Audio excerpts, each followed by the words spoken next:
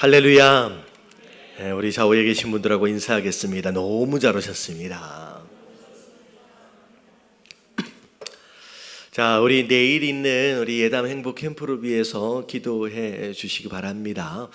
내일 아침 10시부터 저녁 9시까지 원래 한 1박 2일, 2박 3일로 우리가 어디 좀 가서 해야 되는데 저희 교회는 아이가 딸린 부모님들이 하도 많아가지고 어디를 못 가요. 그래서 이 교회 안에서 캠프를 이제 진행을 합니다. 그래서 특별히 참여하신 분들을 위해서 많이 기도해 주시고 사실 예담 캠프 안에서 이제 어떻게 보면 그런 거예요. 이제 예담 캠프가 행복 캠프가 1년에 딱 2번씩 있습니다. 2번씩. 교회적으로 볼 때는 가장 큰 잔치가 겨울에 한 번, 여름에 한 번 있다라고 생각하시면 될 것 같아요. 그래서 한 번씩 이제 아직 참여하지 못하신 분들은 캠프를 참여함으로 인하여 천국 잔치를 경험을 하는 거고요. 이미 한 번이라도 참여하신 분들은 참여하신 수료자로서 참여하고 있는 분들을 또 뒤에서 섬기는 역할로서 이제 잔치를 참여하는 겁니다. 그래서 오늘 아침에 보니까 정말 일찍부터 나오셔가지고 우리 아이들과 함께 캠프가 다 같이 진행이 되거든요. 그래서 우리 아이들 뭐 데코레이션 하고 뭐 하고 하니라고 일찍부터 막 이제 수고하시고 했는데 그분들이 그런 얘기를 하더라고요. 오늘 하루 종일 너무 땀을 흘려가지고 도저히 저녁 때 예배를 나올 수 있는 체력이 안 돼서 뻗어버렸다고 해가지고 지금 오늘 아침부터 섬기신 분들의 많은 분들이 아마 집에 좀 드러나 계신 것 같아요. 그래서 내일 아침부터 또 일찍 나와야 돼서 그래서 제가 좀 쉬어도 된다고 그렇게 얘기는 했는데 오늘 많이 섬기는 분들을 위해서 계속 기도해 주시는 가운데 내일 뜨거운 또 은혜로운 어른들 이제 캠프, 아이들 캠프가 될 수 있도록 여러분 함께 많이 도와주시고 기도해 주시기 바랍니다. 자, 그래서 사실 오늘 저녁에 있기로 했던 우리 IT 전도팀 첫 번째 모임을 다음 주 금요일로 미뤘어요. 대부분 이제 참여하기로 했던 분들이 이미 이제 뻗어 계시는 바람에 오늘 저녁에는 안 되겠다라고 해가지고 다음 주 금요일 날 예배 끝나고 하기로 했고요. 오늘 이제 금요 예배는요, 원래 금요 예배가 오픈 엔딩이에요. 이제 기도를 하고 싶은 마음껏 자유롭게. 근데 내일 캠프를 진행하기 위해서 이 자리가 앞에가 다 비워져야 됩니다. 그래서 오늘은 10시 20분까지 제가 기도를 마무리를 하고 클로징을 하겠습니다. 그래서 여러분들 이제 기도는 다음 주에 더 이제 많이 하시고 오늘은 가능하면요 끝나고 나서 이 뒤에 라운드 테이블이 여기 설치가 되니까 이 앞에 한 3분의 2 정도의 테이블이 옆으로 다 접어져서 올라가야 됩니다. 그래서 여러분들 남자분들 좀 많이 남으셔서 좀 도와주시면 좋을 것 같아요. 자, 오늘 함께 우리 나눌 말씀 시편 110편입니다. 시편 110편 1절서부터 이제 1절 7절까지 말씀 먼저 보고 111편까지 우리가 함께 살펴보도록 하겠습니다. 자, 시편 110편 1절부터 7절까지 교독합니다. 여호와께서 내 주에게 말씀하시기를 내가 내 원수들로 내 발판이 되게 하시기까지 너는 내 오른쪽에 앉아 있으라 하셨도다.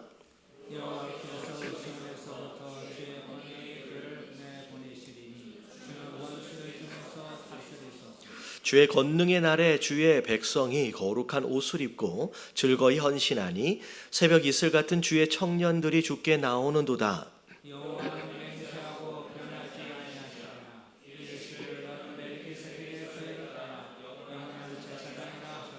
주의 오른쪽에 계신 주께서 그의 노하시는 날에 왕들을 쳐서 깨트리실 것이라.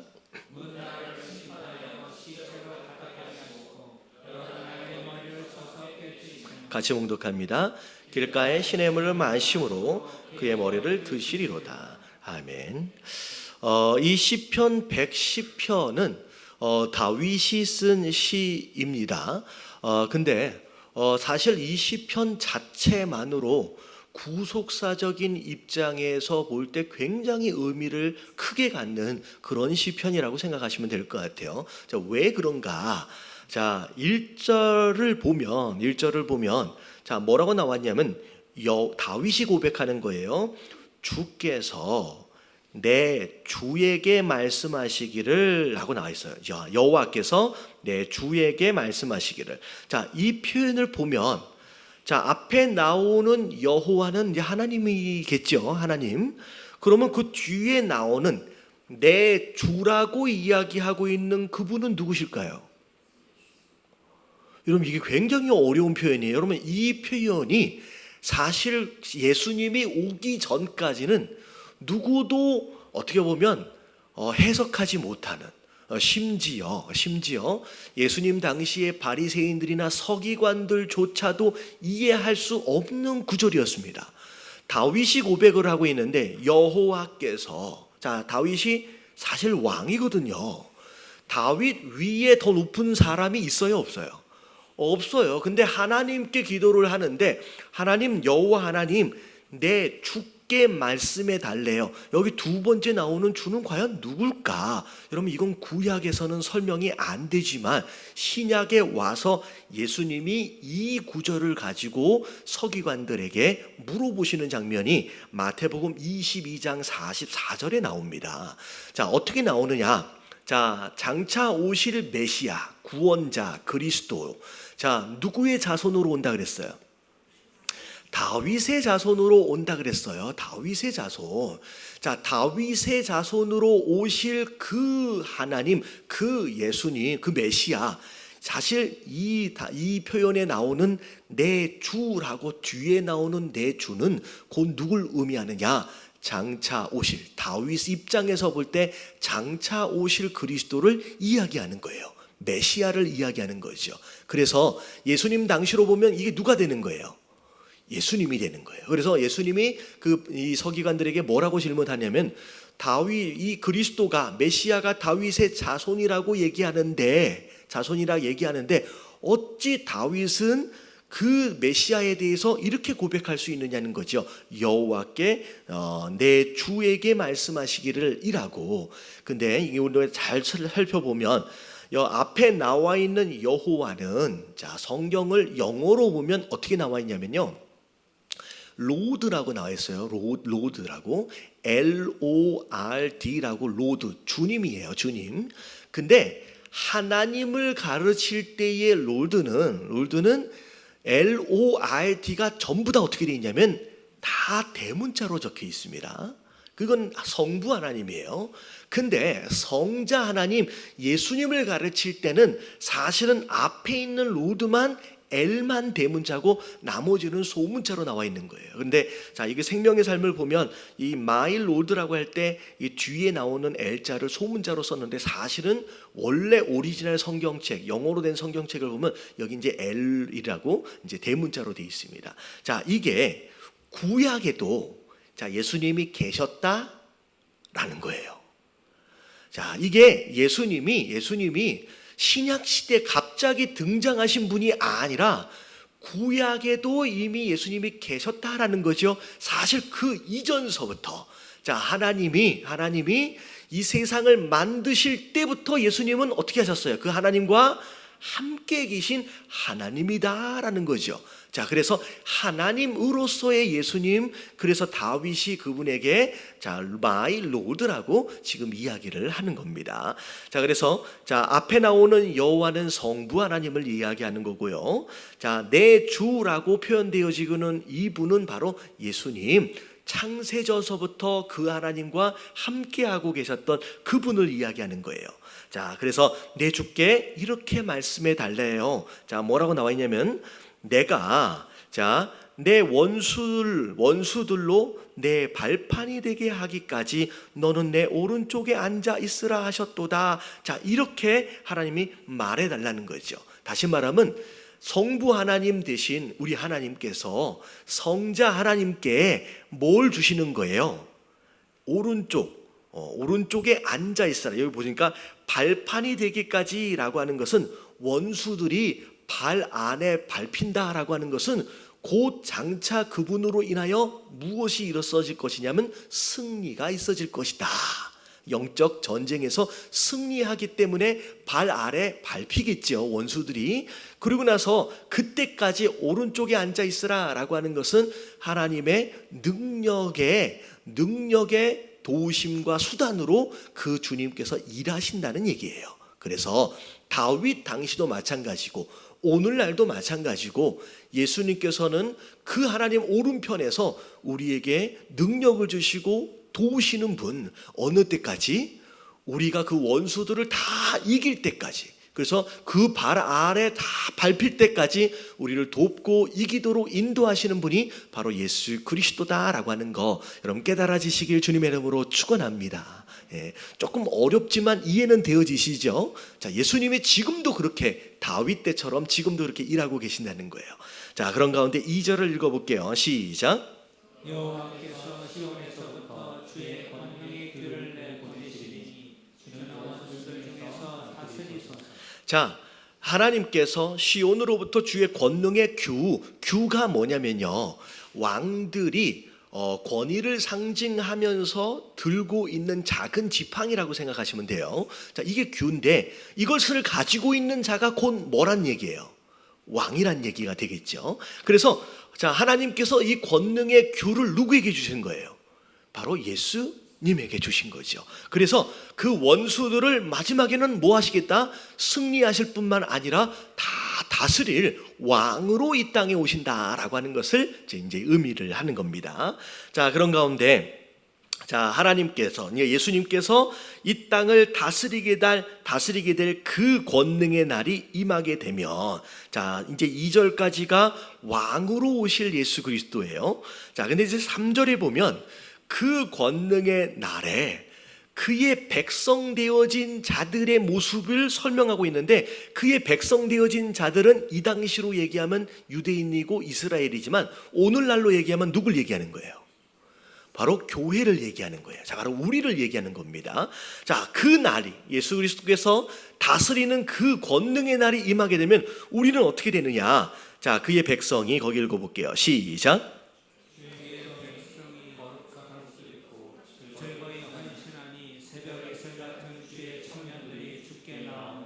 자, 주의 백성이 어떤 옷을 입는데요? 여러분, 거룩한 옷을 입고 라고 나와 있어요. 자, 백성 되어진 자들은 반드시 어떤 옷을 입어야 된다? 거룩한 옷. 여러분, 여기서 말하고 있는 거룩한 옷이 무엇일까요? 자, 우리가 입어야 할 옷이 있어요. 자, 이 옷이 뭘 의미할까요? 자, 이 옷은 두 가지가 있어요. 두 가지가. 자, 어느 상황에서 어떤 옷을 이야기하느냐가 조금 달라질 수 있는데, 성경에 우리 성도 되어진 자들이 입어야 할 옷은 몇 가지가 있다? 두 가지. 자, 로마서에 나오는 말씀을 보면, 자, 무슨 옷을 입어야 된다라고 나와 있냐면 예수 그리스도로 옷 입어야 한다라는 표현이 있어요. 다시 말하면 그의 백성 되어진 자들은 반드시 누구로 옷 입어야 돼요? 여러분, 예수 그리스도로 옷 입어야 돼요. 여러분, 예수 그리스도로 옷 입혀지지 않는 자들은 그의 백성이 될 수 있어요, 없어요? 없습니다. 그러니까 우리가 하나님의 백성 되어지려면 반드시 예수 그리스도로 옷 입으셔야 돼요. 여러분, 그게 백성 되어진 자의 조건입니다. 여러분, 이 가운데 여러분 예수 그리스도로 모두 옷 입은 자가 되어져 있길 주님의 이름으로 축원합니다. 여러분, 그렇지 않으면 우리는 성도가 아닌 거예요. 우리가 성도 되어질 수 있는 유일한 비결은 예수 그리스도를 옷 입는 거예요. 자, 그리고 성도 되어진 자들이 입어야 할 두 번째 옷이 있는데, 여러분, 이 옷은 계시록에 나와 있습니다. 자, 이 옷이 뭘까요? 여러분, 옳은 행실입니다. 자, 이 두 가지로 나눈 거예요. 그러니까 성도 되어진, 주의 백성 되어진 자들은 먼저 예수 그리스도로 옷을 입어야 하고, 자, 그 다음에는 또 무슨 옷이 또 있어요? 옳은 행실로 우리가 옷 입어야 합니다. 그게 마지막 때 권능의 날 하나님께서 이 세상을 다스릴 때 그의 백성 되어진 자들이 입어야 할 거룩한 옷의 두 가지 종류가 되는 거죠. 자, 그랬을 때, 자, 그렇게 옷을 입고 하나님께 나오는데, 자, 그들이 그 다음에 뭐 한대요? 두 번째, 즐겁게 헌신한대요. 여러분, 헌신은 우리의 몸을 하나님께 드리는 거예요. 다시 말하면 자기를 하나님 앞에 드림으로 수고하는 거예요. 근데 이걸 할 때 어떻게 한다라고 얘기하고 있냐면 즐겁게. 억지로가 아니라는 거예요. 이 마지막 때가 되어지면 하나님 백성 되어진 자들은 여러분 수고하고 헌신하고 봉사하는 것을 억지로 하는 것이 아니라 진짜 그 하나님을 바라보면서 기쁜 마음으로 하는 것인 줄로 믿습니다. 그래서 제가 오늘 아침에 이렇게 좀 보니까 성도들이 와서 진짜 아침부터 막 와가지고 막 봉사를 하는데 내가 이런 것을 왜 하고 앉아있나 라고 인상을 쓰고 있는 성도들이 한 분이라도 있었을까요? 없었을까요? 아니, 없었으니까 제가 물어봤겠죠. 한 분도 없는 거예요. 정말로 하나님이 다스리는 장소, 여러분 그런 장소는 여러분 헌신할 때 이를 악물고 억지로 하는 것이 아니에요. 정말로 기쁨으로 헌신하는 모습이 그의 백성들로부터 나타나는 거예요. 여러분 우리 예담교회가 그런 모습으로 세워져 갈 수 있는 저와 여러분들 되시길 주님의 이름으로 축원합니다. 그렇게 헌신하는 거예요. 자, 그리고 심지어 새벽 이슬 같은 주의 청년들이 주께 나오는도다. 사실은 청년들은 유혹이 많아요. 그리고 논일하고 바빠요. 할 일도 많아요. 그래서 청년들이 교회에 나온다라고 하는 게 쉬워요, 어려워요? 어려워요. 옆에 혹시 청년들이 계시면 대단하십니다. 한번 인사 좀 한번 해주세요. 여기 계시고 저기 계시고 저기도 계시고. 여러분 청년들이 예배하러 나온다는 거, 심지어 오늘은 무슨 밤이에요? 불타는 금요일 밤인데 여러분 이날 왜 여기 나와 있는지 이해가 안 돼. 사실 쉽지 않아요. 여러분 조금만 오늘 예배 끝나고 한번 나가 보십시오. 수많은 청년들이 제정신이 아닌 상태에서 막 전화하는데 여기 나와 있는 게 얼마나 감사해요. 근데 마지막 예수 그리스도가 왕으로 다스리는 그때가 되어지면 그런 유혹도 많고 놀 것도 많고 일할 것도 많은 그 청년들이 우후죽순 어떻게 돼요? 새벽 이슬같이 소리 소문도 없이 막 나오는 일들이 벌어지는. 여러분 우리 예담교회 여러분 청년이 부흥할 수 있도록을 위해서 기도해 주시길 주님의 이름으로 축원합니다. 그럼 여기에 청년들로 바글바글 해야 돼요. 할렐루야. 주변에 여러분들 이렇게 놀고 있는 청년은 없겠죠. 근데 어쨌든 청년들이 있으면 예배드리기 위해서 모셔오십시오. 이게 사실 마지막 때 예수 그리스도의 다스림으로 인하여 나타나는 그 하나님 나라의 모습이라는 거죠. 자, 첫 번째 뭘로 옷 입어요? 거룩함의 옷. 예수 그리스도로 옷 입고 옳은 행실로 옷 입고. 그리고 헌신하는데 두 번째, 헌신하는데 억지로 해요? 아니에요. 기쁜 마음으로 헌신하는 거예요. 그리고 세 번째 어떤 일들이 나타나요? 청년들이 하나님 앞에 나오는 거예요. 젊은 사람들이 하나님 앞에 깨어져서 나오는 여러분 이런 일들이 여러분 우리 삶 가운데, 우리 예배 가운데, 교회 가운데 일어나야 하는 줄로 믿습니다. 그래서 예수 그리스도의 왕 되심, 그분의 통치가 온전히 이루어질 때의 모습을 자 이렇게 3절까지 이제 설명을 하신 거예요. 자, 이게 사실은 다윗이 선지자로서 장차 있어질 그 하나님 나라를 미리 보고 예언적으로 시를 쓴 겁니다. 그래서 이게 예언적 시예요. 다윗이 쓴 예언적 시.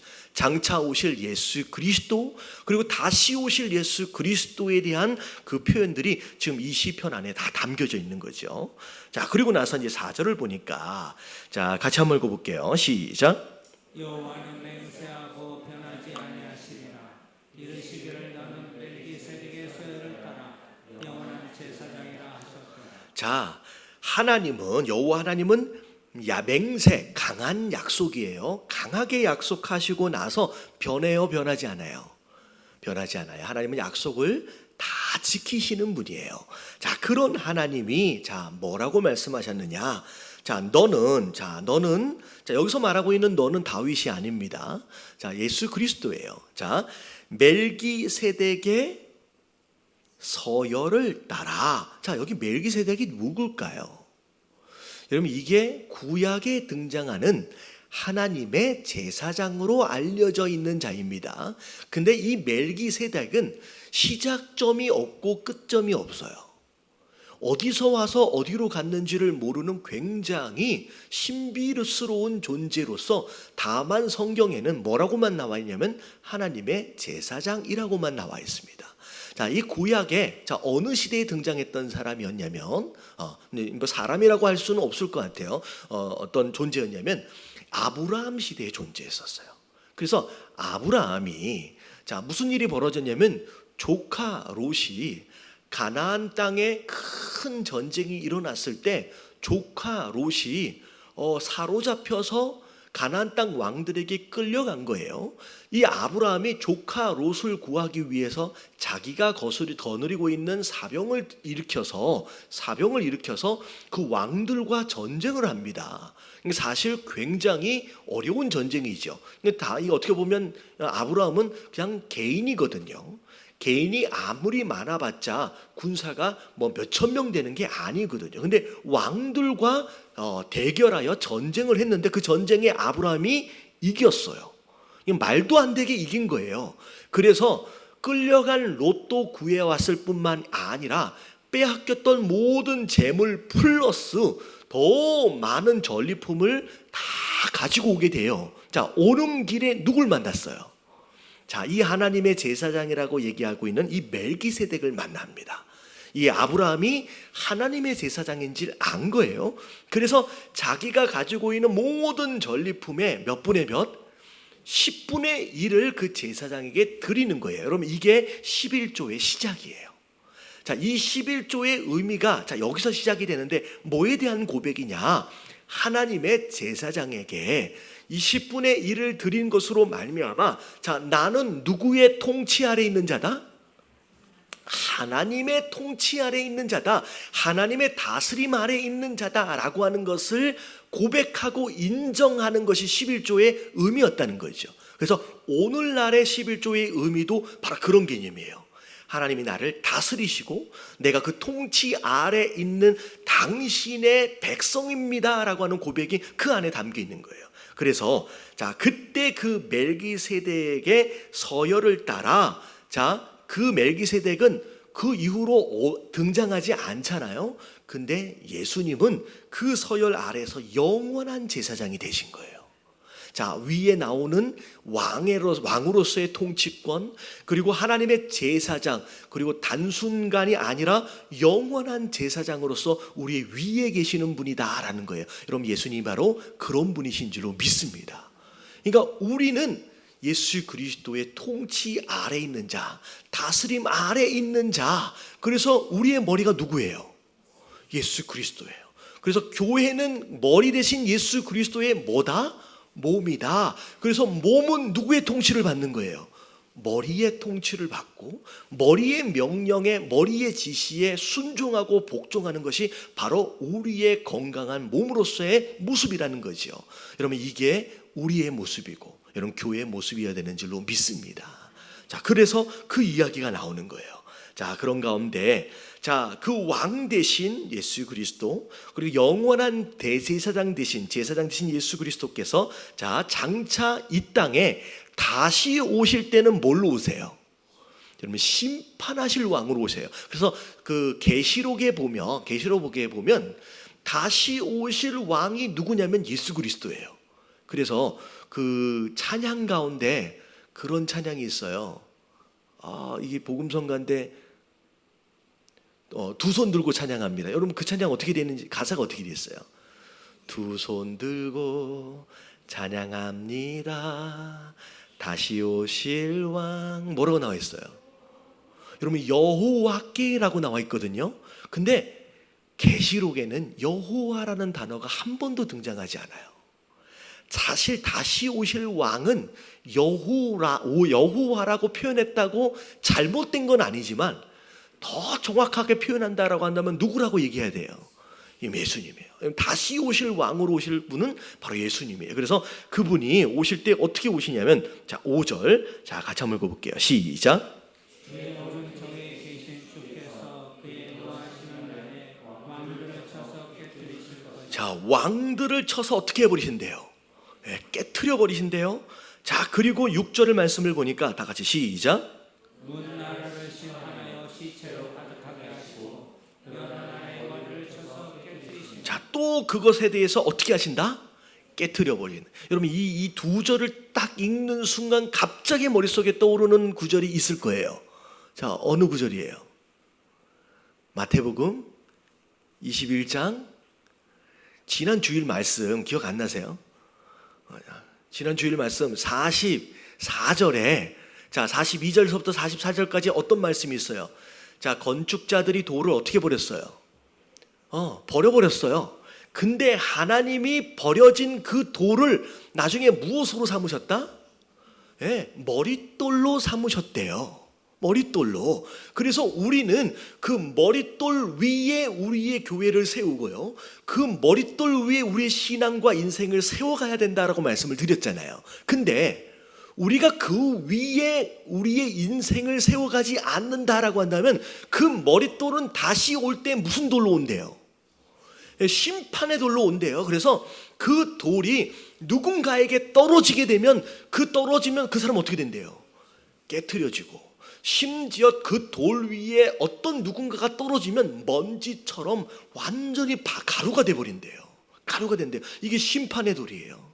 결국은 이 앞에 왕 대신 예수 그리스도, 그분의 백성 되어진 자들, 그분의 통치 아래 있는 자들은 거룩한 옷을 입고 즐거이 헌신하고 새벽 이슬같이 청년들이 나오는 역사를 경험하겠지만, 그 왕의 통치와 왕의 다스림을 경험하지 못하는 자들은 장차 마태복음 21장 44절처럼 누구로 만나는 거예요? 심판의 돌로 만나게 되는 거예요. 이 깨트려질 존재로 만난다는 거예요. 여러분, 절대로 우리는 예수 그리스도를 심판의 돌로 만나서는 안 되는 줄로 믿습니다. 우리는 예수 그리스도라고 하는 그 머릿돌 위에 우리가 우리의 인생을 세워가야 되는 거예요. 그게 바로 1절서부터 4절까지 쭉 나와 있는 왕 대신 예수 그리스도의 아래 통치함과 다스림을 받는 그의 백성들의 모습이라는 거예요. 여러분, 깨달아지시길 주님의 이름으로 축원합니다. 그래서 다시 오실 그 왕이 심판하고 다 깨트린 다음에 뭐 하신대요? 7절에 보니까 승리를 거둔 승리를 거둔 장군이 그 노고를 풀기 위해서 뭐예요?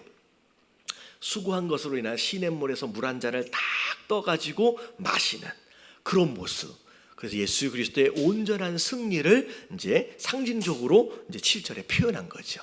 그래서 자, 이제 110편에 나와 있는 이 시편은 다윗으로 볼 때 오실 예수님을 예표한 것이고 예언한 것이고, 심지어 왕으로 오실 뿐만이 아니라 심판주로 오실 그 예수 그리스도에 대하여, 다시 재림할 예수 그리스도에 대하여 예언한 것입니다. 그래서 오늘 이 말씀을 통하여, 자, 우리 가장 중요한 핵심이 뭐예요? 예수 그리스도가 우리의 뭐 되셔야 돼요? 이런 왕 되셔야 돼요. 우리가 그분의 백성 되어진다라고 하는 것은 그분의 통치 아래에 있다라고 하는 걸 의미합니다. 여러분, 그분의 다스림 안에 있을 때, 여러분, 그때 우리의 삶이 뭐가 되는 거예요? 하나님 나라, 바로 천국이 되는 거예요. 여러분, 하나님 나라는 죽어서 가는 곳일 수도 있지만, 여러분, 하나님 나라는 포괄적인 의미에서 무엇이 있는 곳이 하나님 나라예요? 하나님의 통치와 다스림이 있는 나라가 있는 곳이 곧 하나님 나라예요. 그래서 내가 가정에서 그분의 통치를 인정하고 그분의 다스림을 받고 있다라고 한다면, 그래서 그 가정 안에서 내 뜻이 아니라 하나님의 뜻이 온전히 이루어지고 있다라고 한다면, 그 가정은 이미 무엇이 되어지고 있다? 하나님 나라, 천국이 되어져 있는 거예요. 내가 직장 생활도 마찬가지예요. 내가 사업장도 마찬가지예요. 내 마음대로 내 꿈을 이루기 위한 그런 장소가 아니라 하나님의 통치, 하나님 다스림 가운데서 내가 일하고 있다라고 한다면, 여러분, 내가 일하고 있는 그 장소가 곧 뭐가 돼요? 여러분, 하나님 나라가 되는 거예요. 여러분, 천국은 멀리서 우리가 나중에 죽으면 찾아가야 할 그런 개념이 아니라 이미 어떻게 돼 있어요? 회개하라, 천국이 가까이 왔다. 다시 말하면 회개는 왕의 통치를 인정하라는 얘기예요. 할렐루야. 여러분, 깨달아지시길 주님의 이름으로 축원합니다. 그래서 오늘 굉장히 중요한 의미를 갖는 이야기를 했어요. 여러분, 신앙이 뭐냐? 여러분 신앙과 되게 비슷해 보이지만 신앙생활을 하는 자들이 있고요, 종교 생활을 하는 자들이 있어요. 내가 과연 교회를 똑같이 다니고 있음에도 불구하고 내가 신앙생활을 하고 있는지 종교생활을 하고 있는지에 대한 기준이 몇 가지가 있는데, 여러분 이 내용이에요. 다만 내가 원하는 그 무엇인가를 이루기 위해서 전능하신 하나님을 마치 종처럼 내가 필요할 때 끌어다 쓰고 다 이루어지면 또 어디다가 또 이렇게 꼽을 쳐놓고, 여러분 이런 형태의 모습은 여러분 신앙생활이 아닌 거예요. 그냥 뭐예요? 그건 종교생활인 거예요. 세상의 다른 종교들이 다 그렇잖아요. 평상시에 따른 마음대로 살아요. 자기 뜻, 자기 꿈, 자기 비전. 그러다가 갑자기 어려워지면 누가 필요해요?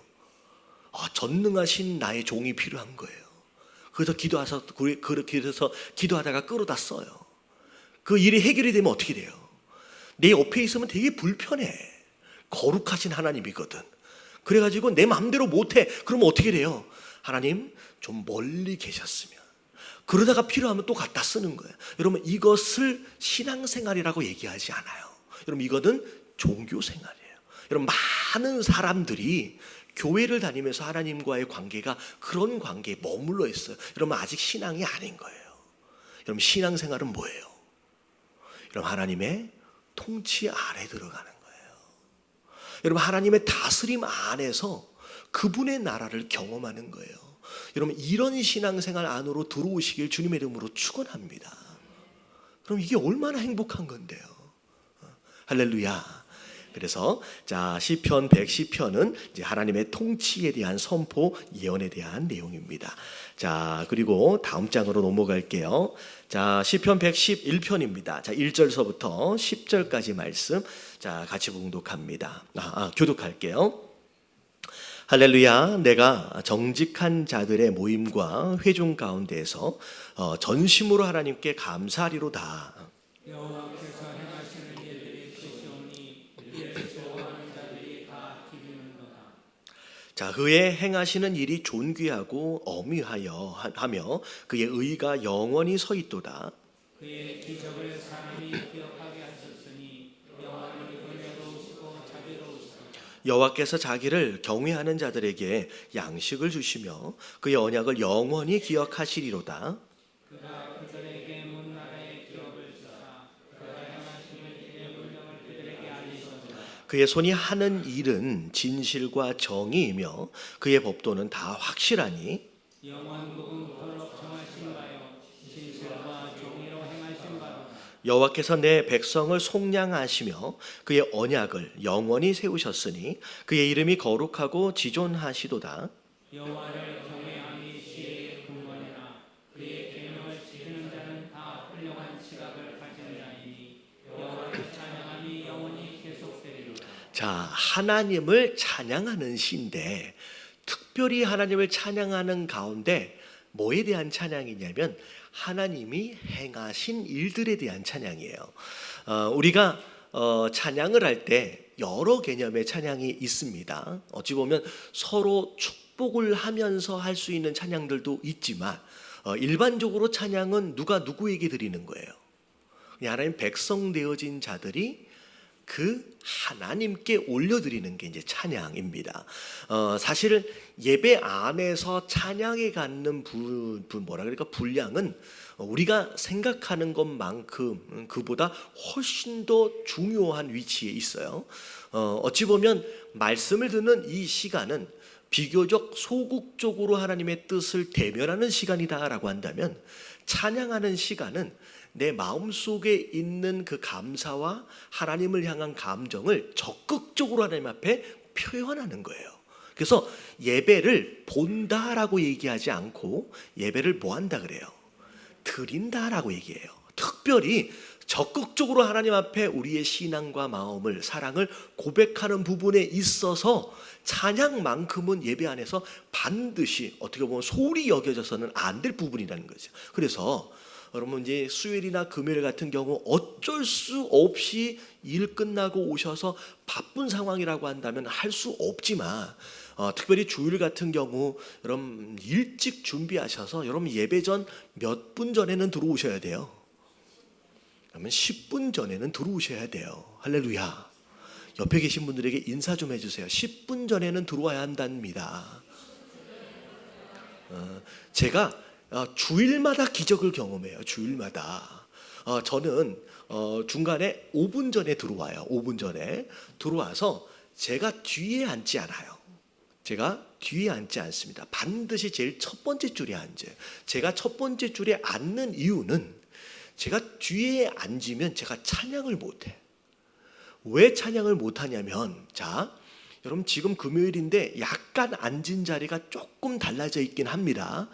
근데 대체적으로 주일날 오면 거의 원래 앉는 자리에 그 사람이 앉아 있어요. 그러니까 내 자리가 이미 정해져 있는 분위기가 있어요. 근데 뒤에서 제가 예배를 드리고 찬양을 하면 비어있는 자리로 인하여 제 마음이 싱숭생숭해. 이 사람은 왜 이렇게 안 왔지? 언제 올까? 왜 이렇게 안 오지? 벌써 5분이나 지났는데. 그러니까 제가 오만 가지 생각으로 제가 찬양에 집중이 안 돼. 그래서 그냥 맨 앞에 와버려요. 여러분 예배 때 어디가 금자리예요? 여러분 앞자리가. 제가 목사인 저도 예배를 드릴 때 뒤에 앉으면 은혜가 잘 안 돼요. 여러분 앞자리에 앉으시길 주님의 이름으로 축원합니다. 앞자리에 앉으셔야 돼요. 근데 앞자리에 앉아서 예배를 드니 찬양을 시작하면 분명히 제가 5분 전에 들어올 때는 좀 비어 있었는데 올라와 보면 다 차 있어. 기적 같은 일이에요. 여러분 이런 기적은 경험하면 안 돼요. 여러분 10분 전에 이미 채워져 있어야 되는 줄로 믿습니다. 그럼 왜냐하면 우리가 마음이 되게 어수선해져 있어요. 분주해져 있어요. 여러분 주일날 아침만큼 분주한 때가 어디 있어요?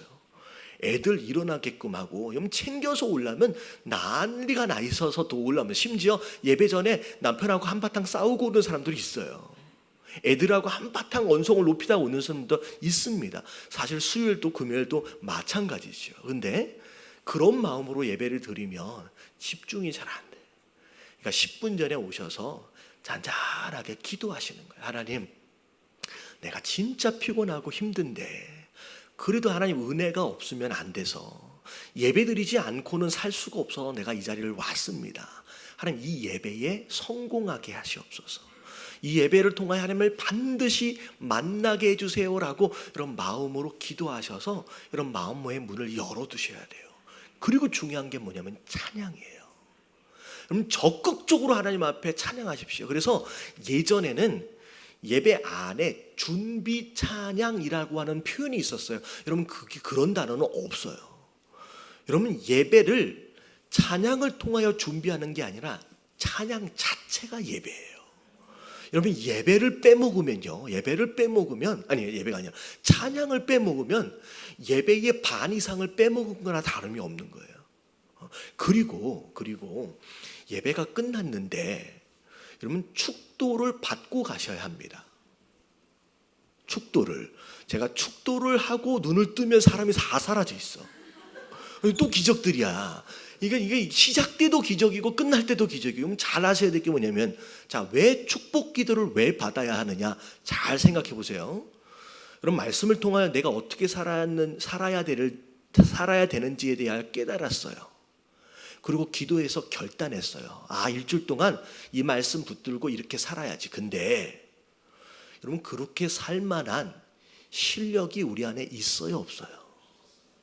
노력해 보세요. 안 돼요. 아무리 깨달았더라도, 아무리 다짐을 했더라도 여러분 우리는 그 말씀대로 순종하며 살 만한 능력이나 실력 자체가 우리 안에 없는 존재예요. 다시 말하면 우리가 그렇게 살려면 자 어떻게 해야 돼요? 복을 받아야 돼요. 여러분 복을 받는 게 시작이에요. 그래서 성경을 보면 누군가의 순종으로 인하여 복이 임하는 게 아니에요. 하나님 먼저 복을 주신 거예요. 복을 주셨더니 어떻게 돼요? 순종하는 사람이 되는 거예요.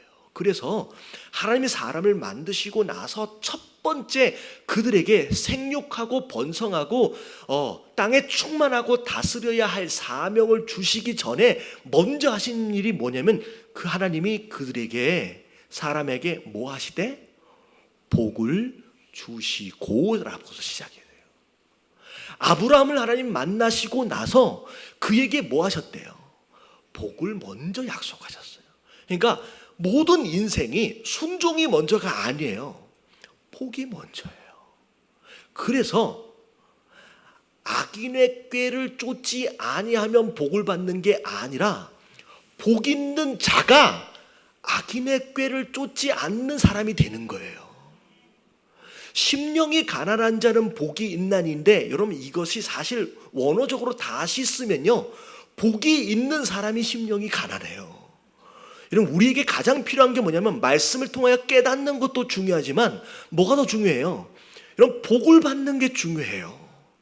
그래서 목사를 통하여 대신 전해지는 복이지만 여러분 간절하고 사모하는 마음으로 그 복을 받고 나가셔야 돼요. 여러분 혹시 이번 주일날 축복 기도를 하려는데 쓱 짐 싸고 있는 분이 계시면 팔을 딱 잡아주세요. 이 복을 받아야 합니다. 그래야 삽니다 라고 해주셔야 돼요. 그리고 오늘 조금 늦게 오신 분들, 주일날 늦게 오신 분들이 이게 습관이거든요. 항상 10분을 늦으시는 분은 10분을 늦으시더라고.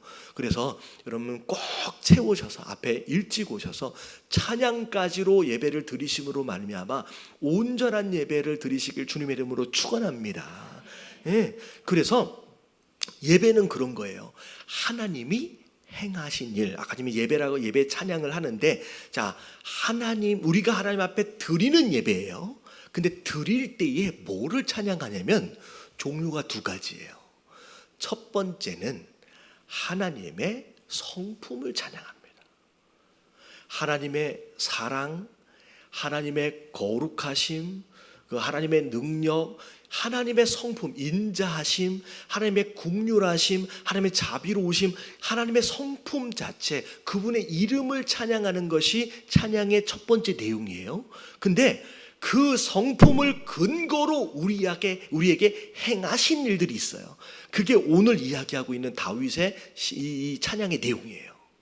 그 성품을 근거로, 그 사랑이라고 하는, 그 거룩이라고 하는, 그 인자라고 하는, 그 긍휼하심이라고 하는 그 성품을 근거로 우리에게 행하신 일. 그래서 감사하는 가운데 2절에 뭐라고 나와 있어요?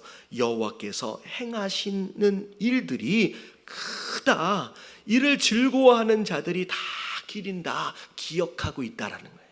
자, 3절 다 같이 시작. 그의 행하시는 일이 존귀하고 권위하며 그의 공의가 영원히 서 있도다. 자, 하나님이 행하신 일이 존귀하대요. 오묘하대요. 우리가 할 수 있는 사이즈의 것이 아니라는 거죠. 자, 이걸 잘 알아야 돼요. 진짜 예배자는 여러분 하나님의 행하시는 일들이 보여요. 이게 보여요. 일주일 동안 살아오면서 하나님이 내 삶 가운데 이런 일을 행하셨구나 라고 하는 게 보이고 깨달아져요. 예배자는 이게 보이는데 예배하지 않는 자들은 그냥 내가 잘 산 거예요. 그래서 간증할 게 없다? 그러면 아직 하나님이 내 삶 가운데 어떤 일을 행하시고 계시는지를 내가 못 보고 있는 거예요. 그래서 예배자는 그 다윗처럼 내가 오늘 아침에 일어나는 것조차도 하나님이 행하시는 일이 되는 거예요. 여러분 이 눈이 떠지면요, 여러분 이 삶 가운데 감사가 넘칠 수밖에 없어. 자, 수요일날 우리 그 목사님 그런 말씀하셨잖아요. 여러분 병원에 갔더니 옆에 계신 분이 안 보여. 어디 가셨냐 보니까 돌아가셨대. 또 하루 며칠 지나서 또 갔더니 옆에 계신 분 또 안 보여. 어디 계시냐? 돌아가셨대. 그래서 그 목사님이 무슨 생각을 가졌느냐? 내일이 없는 사람이 많이 있구나. 근데 오늘날 우리는 어떻게 살아가느냐? 그 내일이라는 게 반복적으로 계속 경험하다 보니 사실 누군가에게 있어서는 애타게 살고 싶었던 그 내일이라는 게 나에게는 그냥 일상이 돼버렸어요. 어찌 보면 그분들이 하루라도 더 살 수 있다라고 한다면 그분에게 있어서는 기적이거든요. 근데 나는 너무나도 일상이 되다 보니까 더 이상 내 삶의 기적이 아닌 거예요. 근데 하나님을 예배하는 자는 그게 하나님의 행하시는 일들로 보이기 시작해요. 별것이 아닌 것 같지만 그게 기적으로 보이는 거예요.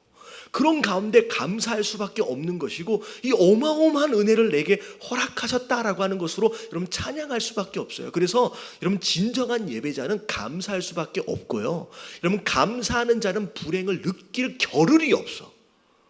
할렐루야. 내가 불행하다라고 느낄 시간이 없는 거예요. 왜냐하면 감사함으로 이미 내 안에 행복이 누려지고 있기 때문에. 여러분 이런 예배자가 되시길 주님의 이름으로 축원합니다. 그러면서 4절에 뭘 얘기하느냐, 기적을 얘기하는 거예요. 그의 기적을 사람이 기억하게 하셨으니 여호와는 은혜로우시고 자비로우시도다. 자, 이 은혜와 자비롭다라고 하는 것은 하나님의 성품이죠. 그 성품을 근거로 우리에게 이런 일들을 행하신다는 거예요. 잘 들으셔야 돼요.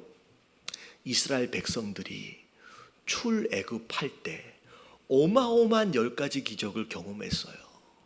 그러고 나왔는데 조금 있다가 홍해를 만나니까 그 기적을 잊어버리는 거야. 내가 문제를 만나면 그 전에 그 문제, 더 큰 문제도 해결하셨던 그 하나님을 종종 잊어버립니다. 자, 우리가 잘 해야 될 게 뭐냐면, 어떤 문제를 딱 만났을 때 그 문제에 집착하지 마시고 지금까지 내 삶에 하나님이 행하신 일들을 기억해 보세요. 그게 되게 중요해요. 그걸 기억할 수 있는 자는 그 문제를 이깁니다. 다윗이 골리앗을 만났을 때 뭐라 그래요? 사울에게 가서, 사울 왕에게 가서 내가 무찌를 수 있다라고 얘기를 하면서 무슨 얘기를 하냐면, 하나님이 내가 아버지 양을 치고 있는 동안에 내가 이거 양떼를 보호하기 위해서 싸웠던 또 다른 싸움들이 있었어요. 누구와의 싸움들이에요? 곰과의 싸움이 있었고 사자와의 싸움이 있어요. 이러면 어린 소년이 어떻게 곰을 이겨요? 어떻게 사자를 이겨요? 근데 하나님이 그걸 이기도록 하신 거예요. 골리앗을 눈앞에 딱 두고 있는 순간 그 사자가 기억이 나. 그 곰이 기억이 나는 거예요. 아, 그때도 그것을 무찌르도록 도와주셨던 그 하나님의 기억이 나는 거예요. 여러분, 문제를 만날 때 내가 지금 만난 그 문제에 집착하지 마시고 이미 그 문제, 이미 그 전에 기적을 행하셨던 그 하나님의 행하신 일들을 기억하시길 주님의 이름으로 축원합니다. 그러면 이 문제를 이겨요. 근데 더 중요한 건 뭐냐면, 우리가 앞에 큰 문제가 생기면 이 전에 있던 행하신 일을 잊어버리기도 하지만, 맨 처음에 이스라엘 백성들에게 불기둥과 구름기둥을 허락하셨을 때 이스라엘 백성이 처음 본 구름기둥과 불기둥 앞에서 뭘 느꼈을까요? 어마어마한 장관과 더불어 우와 대단하다 라고 느꼈을 거예요. 갑자기 아침에 일어났더니 밖에 뭐가 내려져 있어요?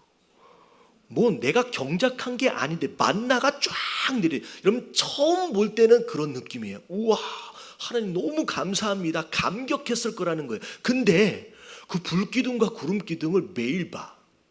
그리고 그 만나를 맨날 봐. 맨날 먹어. 그러면 처음에는 그게 기적인데 그게 익숙해지는 순간 그게 더 이상 기적이 아닌 상황이 벌어지는 거예요. 여러분 절대 여러분 주님의 행하시는 일들에 대하여 익숙해지지 마시길 주님의 이름으로 축원합니다.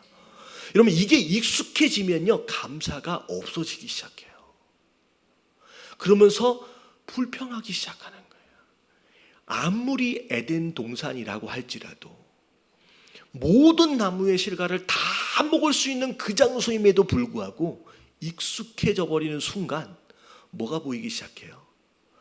내가 먹지 못하는 그 나무가 눈에 띄게 보이기 시작하는 거예요.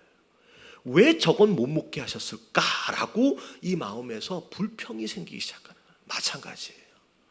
여러분 기적으로 허락하신 것에 익숙해지는 순간 여러분 마음 가운데 아직 내가 누리지 못하는 그 무엇인가가 도드라지게 보이기 시작하고, 누군가는 이미 누리고 있는데 아직도 내가 누리지 못하는 그 무엇인가에 마음이 꽂히기 시작해요. 그때부터 내 마음은 어떻게 되고 있어요? 불평과 원망으로 채워지기 시작하면서 여러분 한순간에 그 행복은 사라져버리는 거예요. 여러분 절대 여러분 행하신 그 일들이 여러분 일상이 돼버리거나 여러분 익숙하게 되지 않도록 항상 깨어서 감사를 멈추지 마시길 주님의 이름으로 축원합니다. 여러분 이게 예배자의 모습이에요. 이걸 놓치면 안 되는 거예요. 자, 그러면서 자 111편의 핵심 문제 이제 9절입니다. 자 5절 말씀 읽어볼게요. 시작. 여호와께서 자기를 경외하는 자들에게 양식을 주시며 그의 언약을 영원히 기억하시리로다. 자, 이 어마어마하게 큰 기적들을 행하셨는데 자, 누구에게 행하셨느냐라고 하는 걸 잘 들여다 보니까 여호와를 뭐 하는 사람이에요? 경외하는 사람이에요. 여러분 경외가 무슨 뜻이에요? 두려워한다는 뜻이에요. 여러분 하나님을 두려워할 줄 아는 사람에게 여러분 하나님이 필요한 공급을 허락하시는 거예요. 그리고 하나님이 그들과 함께한 약속을 끝까지 이루어 가시는 거예요. 여러분 우리 삶에 가장 먼저 회복해야 할 예배자의 자세는 하나님을 뭐 하는 거예요? 여러분 경외하는 거예요. 여러분 이 자리에 여러분 하나님 계시는 줄로 믿습니다. 여러분 이 자리에 여러분이 하나님을 만나고 있다라고 한다면 일단 그 하나님과의 친밀감 이전에 그 하나님에 대한 어떤 마음을 가져야 돼요? 여러분 경외하는 마음이에요. 여러분 이 경외함을 뿌리로 둔 친밀감이 진짜 신앙이에요. 여러분 경외감이 없는 친밀감은 방종이 돼버려요. 여러분 하나님을 우습게 여기는 자가 되어버립니다. 여러분 내 마음 속에는 여러분 다윗이 하나님을 정말로 사랑했고 다윗이 다윗만큼 하나님하고 친밀한 자가 어디 있었어요? 근데 다윗은 하나님을 뭐 했어요? 경외했어요. 가장 중요한 게 하나님을 두려워할 줄 알았다라고 하는 거. 여러분 이 두려움을 회복하면 여러분 삶이 변해요. 여러분 변하지 않고는 안 되는 거예요. 변하지 않는 게 기적이죠. 이 경외감을 회복해야 돼요. 그랬더니 경외감 가운데 양식도 주시고 언약을 영원히 기억하시는데 자 그가 그들에게 문 나라의 기업을 준대요. 원래 그들의 땅이 아닌데 남의 땅도 잡아다 주신다는 거예요. 남의 땅도. 자 그가 행하신 일의 능력을 그들에게 알리셨도다. 그러면서 그의 손이 하는 일은 진실과 정의이며 그의 법도는 다 확실한 것이다. 모호하지 않아요. 하나님의 뜻은. 그래서 영원 무궁토록 정하신 바요 진실과 정의로 행하신 바로다 라고 얘기하면서 자 9절 말씀 다 같이 시작. 여호와께서 그의 백성을 선양하시며 그의 언약을 영원히 세우셨으니 그의 이름이 거룩하고 지존하시고. 자 여호와께서 그의 백성을 뭐 하셨대요? 속량.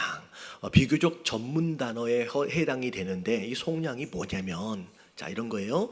누군가가 어마어마한 빚을 졌어요. 그래서 뭐가 됐어요? 종이 된 거예요. 노예가 된 거예요. 자 그 빚을 갚을 만한 능력이 이 사람에겐 없어요. 사실 그 빚을 갚으려면 그게 뭐 때문에 진 빚이냐면 죄 때문에 진 빚이에요. 자, 죄 때문에 진 빚으로 사단의 종로로 타는 거예요. 자, 그 빚을 갚으려면 뭘로 갚을 수 있어요? 여러분 생명으로밖에 못 갚아요. 왜냐? 죄의 삭은 사망이라 죽어야 갚는 거예요. 그럼 죽으면 끝나잖아요. 다시 말하면 갚을 수 없다는 얘기가 되는 거예요. 도저히 스스로 갚을 수 없는 이 빚을 하나님이 대신 갚아주셨어요. 그분의 생명을 대가로 내놓으시면서 그걸 갚아주셔서 더 이상 종로로 타지 않게 이젠 자유롭게 살 수 있게끔 해주신 거예요. 그게 속량이라고 부르는 거예요. 속량. 그래서 그 죄를 값을 치르고 사왔다라고 하는 개념이 속량이에요. 여러분 우리가 하나님께 그 은혜를 입은 자들인 줄로 믿습니다. 우리가 속량을 받았어요. 그래서 그리고 그의 언약을 영원히 세우셨다. 너는 나의 백성이 될 것이고 내가 값을 치렀으니까 이미 나는 너의 영원한 하나님이 될 것이다 라고 그 언약을 세우셨대요. 그리고 그 언약은 변하지 않아요. 자, 그의 이름이 거룩하고 지존하시도다. 그러면서 마무리도 뭘로 끝나요? 여호와를 경외함이 지혜의 근본이라. 아무리 세상적으로 많은 지식을 가지고 있고 똑똑하다라고 할지라도 그 하나님이 누군지를 모르고 그 하나님을 두려워할지를 모른다라고 한다면 그냥 어린석은 자의 일부일 뿐이라는 거지요. 그러면서 여호와를 경외하는 자. 그런데 중요한 게 뭐냐면 여호와를 경외함이 지혜의 근본인데 그다음에 뭐라고 나와요? 그의 계명을 지키는 자는 다 훌륭한 지각을 가진 자니라고 나와 있어요. 다시 말하면 이게 연결이 되는 거예요. 정말 하나님을 경외하느냐? 그러면 네가 내 계명을 뭐하라? 지켜라는 거예요. 네가 내 계명을 지키는 것으로 네가 나를 두려워하는 줄 알겠다라는 거죠. 그게 지혜다라는 거죠. 그래서 여러분 우리가 많은 지혜의 이야기들이 많아요. 이게 보면 페이스북이나 이런 데 이렇게 SNS를 보면 하여튼간 다 철학자야. 다 철학자야. 그래서 한편 하나씩 다 이렇게 뭐라고 이렇게 남겨놓은 글을 보면 아주 뭐 목사보다도 훨씬 더 나아요. 뭐 굉장히 대단한 글들을 써서 인생은 뭐고 막 하더라. 물론 이제 좋은 글귀일 수 있고 지혜일 수 있습니다. 그런데 여러분 하나님을 경외하는 자가 아니다라고 한다면 여러분 시작도 못한 거예요. 그리고 정말로 하나님을 경외한다라고 한다면 뭐 다른 어떻게 이 세상을 살아갈 때의 노하우 여러분 이것을 고민하는 자가 아니라 여러분 신앙생활은 굉장히 쉬워요. 그냥 말씀에 뭐 하면 돼요? 여러분 순종하면 돼요. 그것만큼 편한 인생이 없어요. 그래서 제가 이제 사실 비교하기는 조금 애매하지만 제가 이제 많이 살아보지는 않았어요. 아직 뭐 얼마 못 살았는데 그럼에도 불구하고 인생에 대해서 제가 하나님께 기도하는 내용들 가운데 하나가 뭐냐면 하나님 제가 어떤 상황 안에서 무엇인가를 스스로 결정하는 자가 되지 않게 하여 주시옵소서. 왜냐하면 A가 좋을까 B가 좋을까라는 선택의 선상에 놓여 있으면 지금 내가 볼 때는 A가 되게 그럴듯해 보이고 좋아 보이는데 이 선택이 과연 5년 뒤에 옳은 선택이었을까라고 하는 것을 또 고민해 보면 이게 그렇지 않아요. 되게 힘든 거예요. 그래서 제가 하나님께 기도하는 거 뭐냐면 A가 되든 B가 됐든 그냥 하나님이 하나만 선택하게끔 그냥 한 길만 주시옵소서. 그래서 저는 그냥 뭐 하겠다는 거예요. 그게 뭐가 됐든 그냥 나는 순종만 하겠습니다. 그랬더니 진짜 감사하게 지금까지 그렇게 저를 끌고 오셨더라고요. 저는 태어나는 순간서부터 제가 그런 얘기 종종 하잖아요. 제가 태어날 때 뱃속에서 안 나왔대요. 더군다나 집에서 낳는데 열 몇 시간을 뭐 한다 그래요? 산통이라 그러나요? 뭐 하는데 안 나오더라는 거예요. 그래가지고 결국은 의사 선생님 불러다가 이렇게 집게로 집어내려고 했대요. 그러니까 굉장히 위험하잖아요. 근데 저희 아버지하고 어머니가 기도를 하셨는데 하나님 건강하게 태어날 수 있도록 하나님 은혜를 주시면 하나님이 이 아들을 뭘로 주의 종으로 키우겠습니다. 단 한마디 저와의 상의도 없이 두 분이 결정을 해버렸어. 근데 낳고 나니까 그러니까 태어나고 보니까 이미 결정이 돼 있더라고요. 제가 나중에 뭐가 되는 거예요? 목사가 되는 거예요. 이 결정이 이미 돼버렸어요. 근데 제일 감사한 게 뭐냐면 대부분의 목사님 아들들이 그런 결정들에 대하여 굉장히 싫어합니다. 근데 신기하게 저는 그게 되게 좋았어요. 왜냐하면 저희 아버지가 뭐 대단하게 큰 목회를 하신 게 아니었음에도 불구하고 그러니까 아버지로서의 저희 아버지는 되게 무섭고 굉장히 뭐라 그럴까요? 그런 분이었어요. 근데 목사님으로서의 저희 아버지는 너무 멋있었어. 그래서 제가 저런 목사가 된다라고 하는 것에 동경하는 마음이 있었던 거예요. 그러니까 이게 제일 감사한 거예요. 비틀어지지 않고 그걸 되게 감사함으로 되게 솔직히 마음속에 특권 의식이 있었어요. 나는 장차 뭐가 될 사람이다? 목사가 될 사람이다. 라고. 그래서 제가 생활기록부를 보면 초등학교서부터 중학교, 고등학교 때까지 12년 동안 장래희망이 변함없이 그냥 목사였어요. 그래서 그냥 목사가 됐고, 그리고 공부도 하라고 한 공부를 그냥 했고, 그리고 여기까지 온 거예요. 그랬더니 제가 선택한 게 있어요, 없어요? 근데 없는데 그냥 하나의 외계를 주셔서 그냥 순종으로 하고 여기까지 왔는데, 돌아보니까 이게 제일 편해. 지금도 물론 이게 쉽지는 않습니다. 깨달아지셔야 될 텐데, 목사가 결단코 쉬운 자리는 아님에도 불구하고, 그럼에도 불구하고 전 감사해요. 여러분 이게 순종하는 자. 내가 선택하고 내가 결정하면 되게 좋을 것 같지만, 그것에 대한 책임을 누가 나중에 져야 돼요? 내가 져야 돼. 근데 제가 순종해서 왔기 때문에 그 순종한 것에 대한 책임은 누가 지고 계세요? 여러분, 하나님이 지고 계세요. 그래서 저는 후회가 별로 없어요. 여러분, 그분이 선택하신 길을 그냥 왔기 때문에. 여러분, 이게 목사이기 때문에 좀 특별하다라고 생각할 수도 있을 것 같아요. 근데 목사이든 목사가 아니든 하나님의 동일한 자녀 되어진 자로서, 여러분, 하나님께서 여러분들을 위한 특별한 계획들을 가지고 계시는 줄로 믿습니다. 여러분, 최고의 계획, 여러분들이 상상하는 것 그 이상의 최고의 계획을 여러분들이 가지고 계세요. 많은 경우 그것에 순종하지 못하는 것으로 제2의 선택, 제3의 선택으로 가면서 그 온전한 계획을 누리지 못하는 사람들이 많다라는 거예요. 여러분, 순종하세요. 그러면 그 안에서 허락하신 가장 첫 번째 허락하신 그 축복들이 누려지게 될 거예요. 여러분, 그게 가장 행복한 신앙생활의 모습이에요. 그래서 자, 이제 마무리를 해야 돼요. 자, 경외한다라고 하는 거, 두려워하는 마음으로 그분의 말씀하심에 순종해 보십시오. 그게 최고의 지혜로움이고, 그 안에 하나님 나라가 있어요. 하나님 나라는 죽어서만 가는 게 아니라 이미 이 땅에서도 누릴 수 있는 것이 천국의 모습이에요. 뭐 할 때? 순종하며. 그것으로 그 하나님 나라를 경험하는 저와 여러분들 되시길 주님의 이름으로 축원합니다.